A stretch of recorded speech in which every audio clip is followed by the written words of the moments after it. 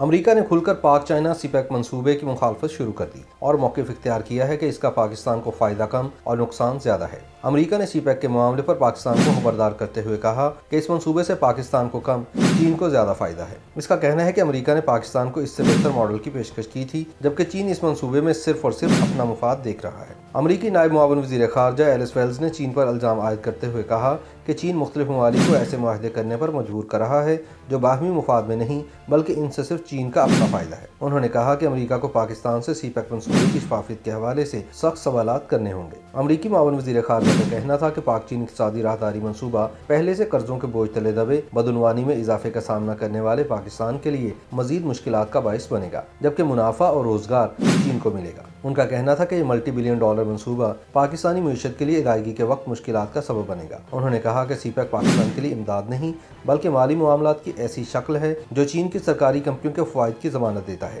جبکہ پاکستان کے لیے اس میں انتہائی معمولی فائدہ ہے۔ امریکی عہدیدار نے چین کے مالیاتی طریقہ کار کے پاکستان پر ہونے والے طویل مدتی اثرات پر بھی بات کی اور اسلام آباد پر زور دیا کہ نئی حکومت پر پڑنے والے اس بوجھ کا جائزہ لیا جائے، جس میں چینی حکومت کا قرض 15 ارب ڈالر جبکہ چین کا کمرشل قرض 6 ارب 70 کروڑ ڈالر ہے۔ ایلس ویل نے پاکستان کے لیے بات جاننے کی ضرورت پر بھی زور دیا کہ چین قرضے دے رہا ہے، امریکہ کی طرح امداد نہیں۔ انہوں نے خبردار کیا کہ اگر قرضوں کی ادائیگیاں مؤخر بھی کر دی جائیں تو بھی یہ پاکستان کی معاشی ترقی کی صلاحیت پر اثر انداز ہوں گی اور وزیر اعظم عمران خان کے اصلاحاتی ایجنڈے کو ناکارہ کریں گی۔ معاون سیکرٹری آف اسٹیٹ نے سی پیک منصوبوں میں مبینہ بدعنوانی پر براہ راست گفتگو کرتے ہوئے کہا کہ یہ منصوبے کی لاگت اور بدعنوانی کے فروغ کا سبب بن سکتی ہے، جس کا نتیجہ ملک کے لیے بھاری قرضوں کی صورت میں نکلے گا۔ انہوں نے اس بات کو چیلنج کرتے ہوئے کہا کہ سی پیک پاکستان میں روزگار فراہم کر رہا ہے۔ کہا کہ پاکستان میں بڑھتی ہوئی بے روزگاری کے باوجود سی پیک بنیادی طور پر چینی کارکنان پر انحصار کرتا ہے۔ اپنی تقریر میں ایلس ویلز نے کہا کہ اس بات میں کوئی شک نہیں کہ پاکستان میں انفراسٹرکچر سرمایہ کاری کی اشد ضرورت ہے، تاہم سی پیک منصوبے سے پاکستان کو طویل مدتی معاشی نقصان ہو سکتا ہے۔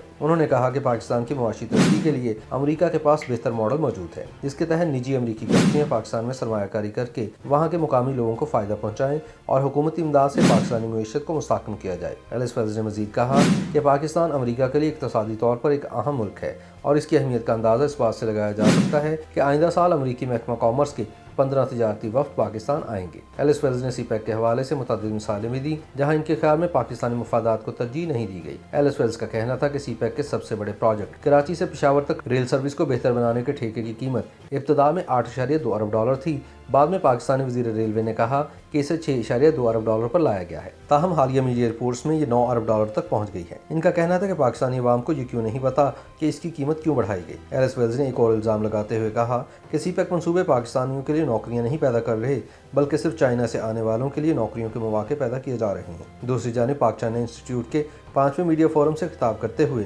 پاکستان میں تعینات چینی سفیر یاؤ جنگ نے امریکہ کی جانب سے لگائے گئے تمام الزامات کو مسترد کر دیا ہے۔